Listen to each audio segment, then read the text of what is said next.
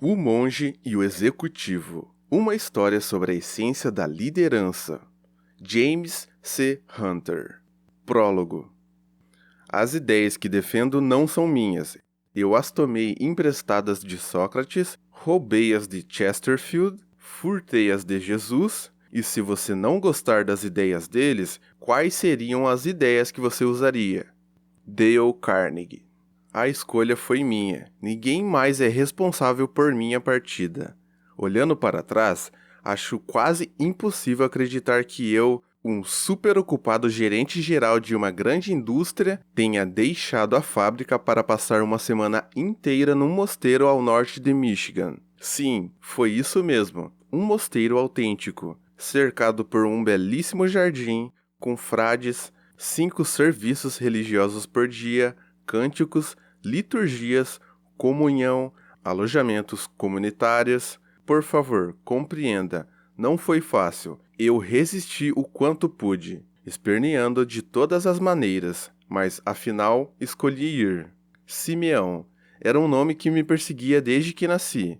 Quando criança, fui batizado na igreja luterana local. A certidão de batismo mostrava que o versículo da Bíblia, escolhido para a cerimônia, pertencia ao 2º capítulo de Lucas, a respeito de um homem chamado Simeão.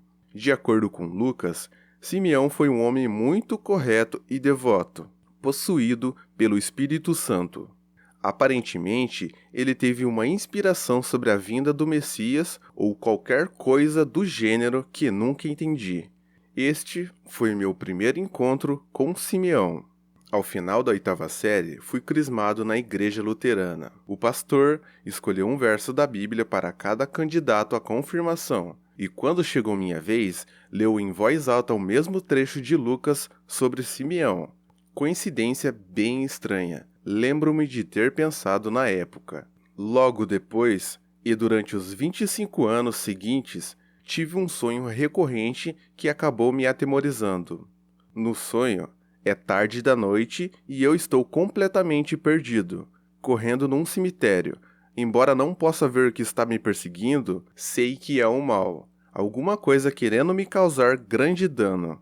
De repente, um homem vestido com um manto negro aparece na minha frente, vindo detrás de um grande crucifixo de concreto. Quando esbarro nele, o homem muito velho me agarra pelos ombros, olha-me nos olhos e grita: Ache Simeão e ouça-o. Eu sempre acordava nessa hora, suando frio. Para completar, no dia do meu casamento, o pastor se referiu a essa figura bíblica durante sua breve homilia. Fiquei tão atordoado que cheguei a confundir-me na hora de pronunciar os votos, o que foi bastante constrangedor. Na realidade, eu nunca soube ao certo se havia algum significado para todas essas coincidências envolvendo o nome de Simeão. Minha mulher, Rachel, sempre esteve convencida de que havia. No final dos anos 1990, eu me sentia num momento de glória. Estava empregado em uma importante indústria de vidro plano e era gerente geral de uma fábrica com mais de 500 funcionários e mais de 100 milhões de dólares em vendas anuais. Quando fui promovido ao cargo, tornei-me o mais jovem gerente geral da história da companhia. Fato de que ainda muito me orgulho. Tenho bastante autonomia de trabalho e um bom salário, acrescido de bônus sempre que atingisse as metas da empresa.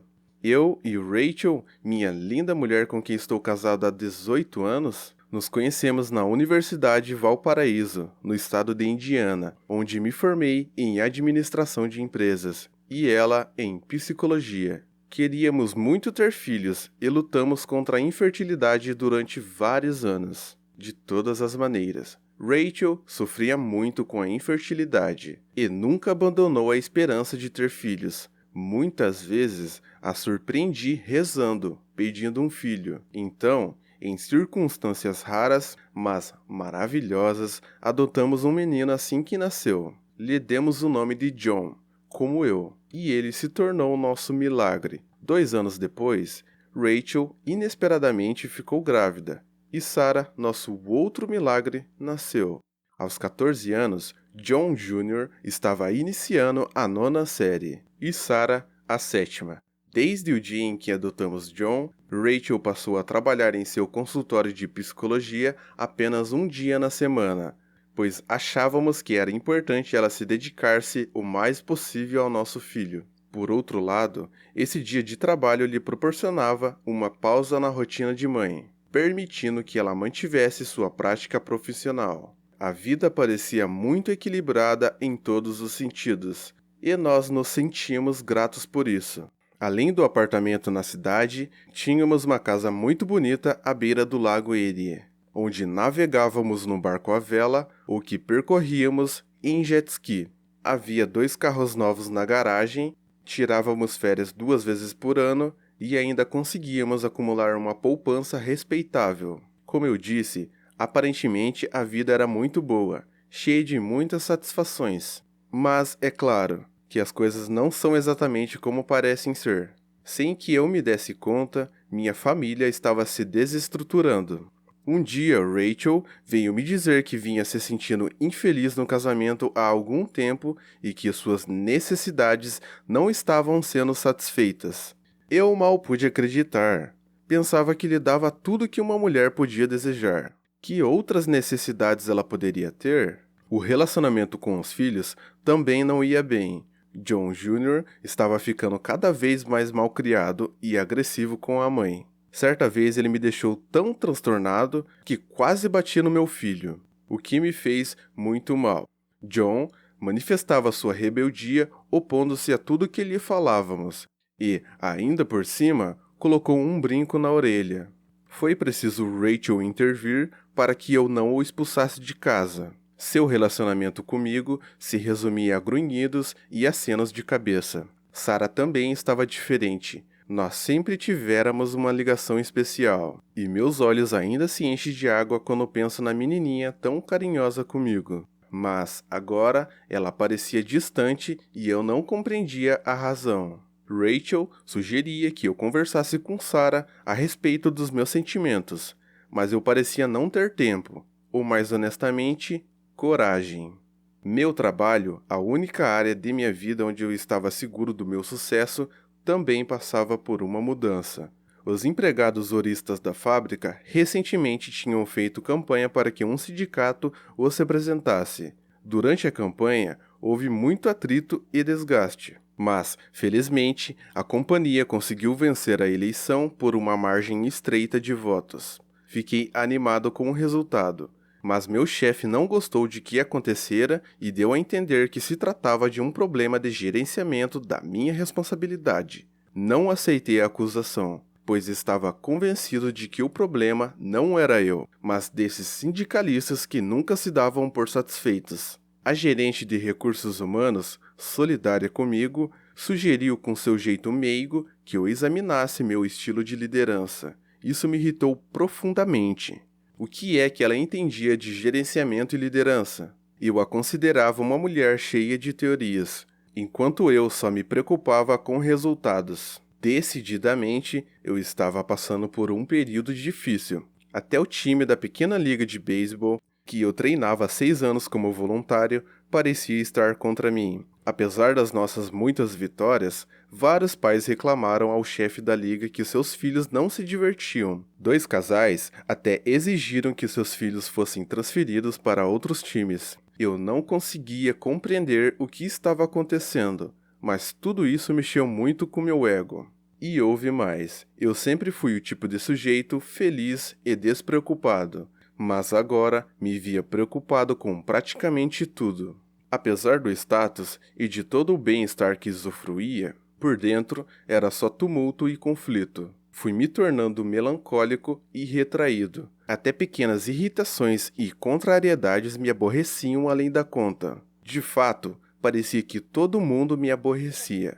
Eu me irritava até comigo mesmo, mas era orgulhoso demais para compartilhar meus problemas com os outros. Resolvi disfarçar, mantendo uma atitude descontraída, tentando enganar a todos, menos Rachel. Muito angustiada, Rachel sugeriu que eu conversasse com o pastor de nossa igreja. Resisti, porque nunca tinha sido um sujeito religioso e não queria que a igreja interferisse na minha vida. Mas ela insistiu, e resolvi atender a seu pedido. O pastor sugeriu que eu me afastasse durante alguns dias para tentar refletir e colocar ordem nas coisas.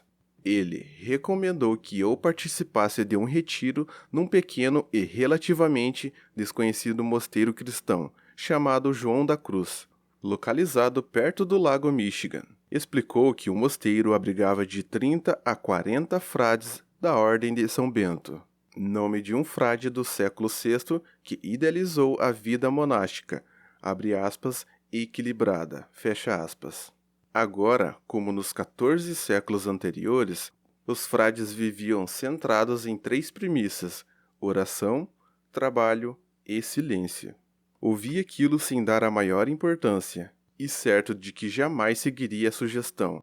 Mas, quando estava saindo, o pastor disse que um dos frades era Leonard Hoffman, um ex-executivo de uma das maiores empresas dos Estados Unidos. Aquilo chamou minha atenção. Eu sempre quisera saber o que tinha sido feito do lendário Len Hoffman.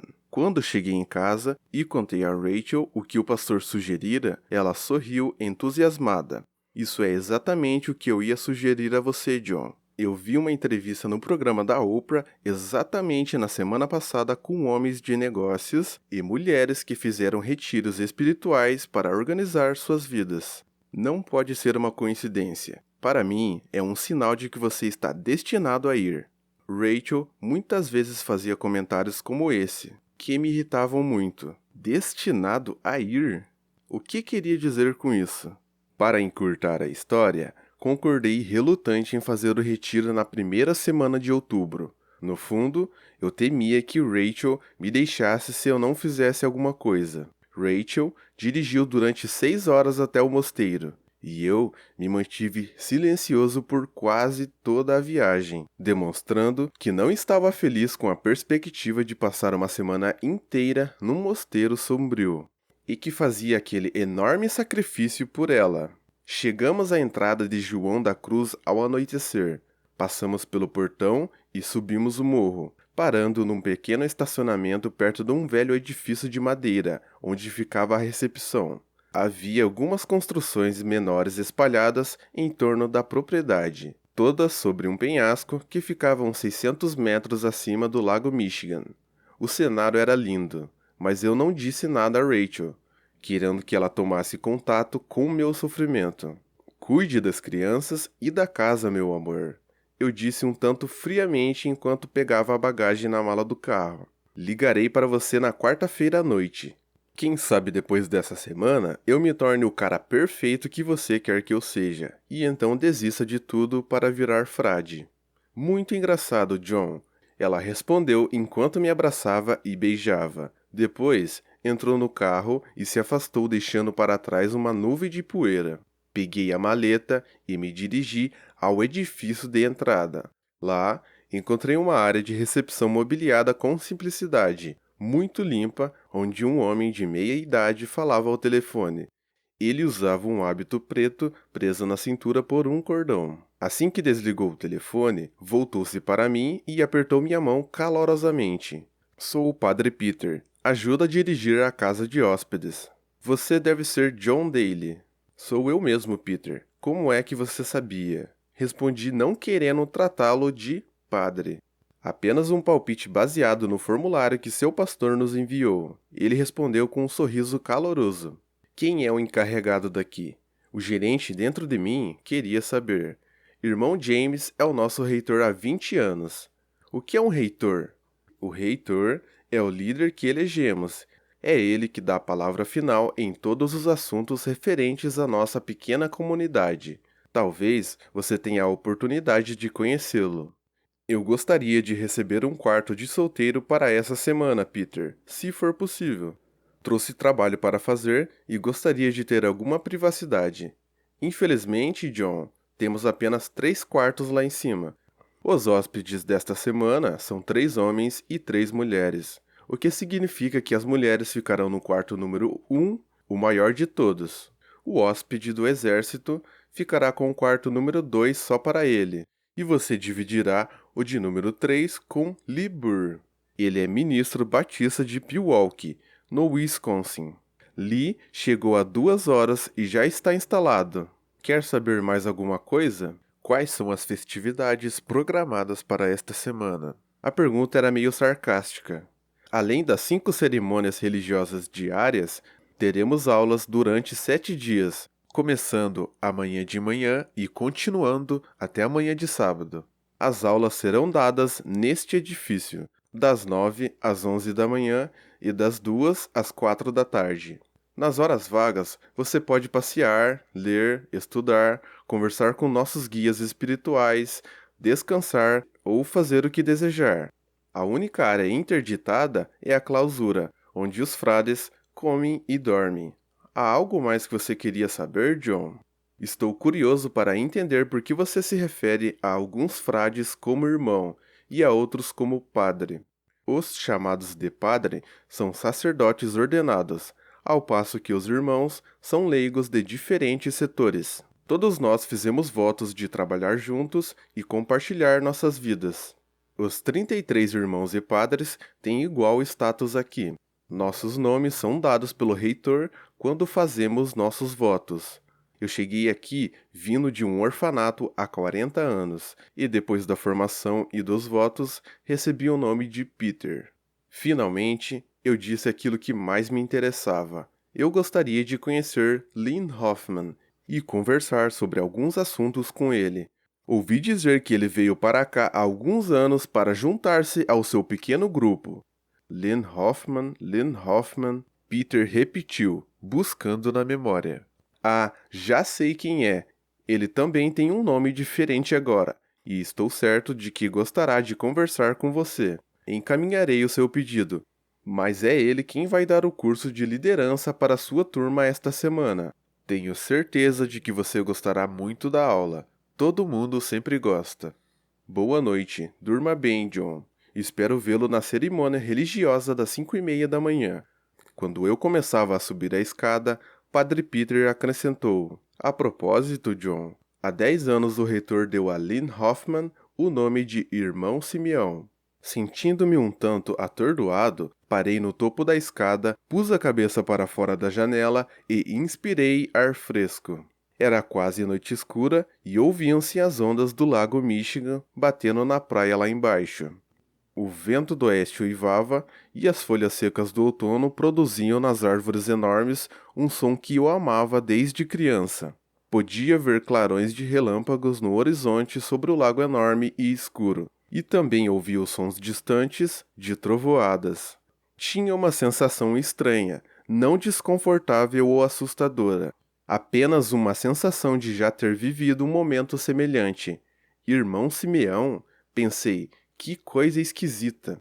Fechei a janela e caminhei vagarosamente pelo corredor procurando o meu quarto.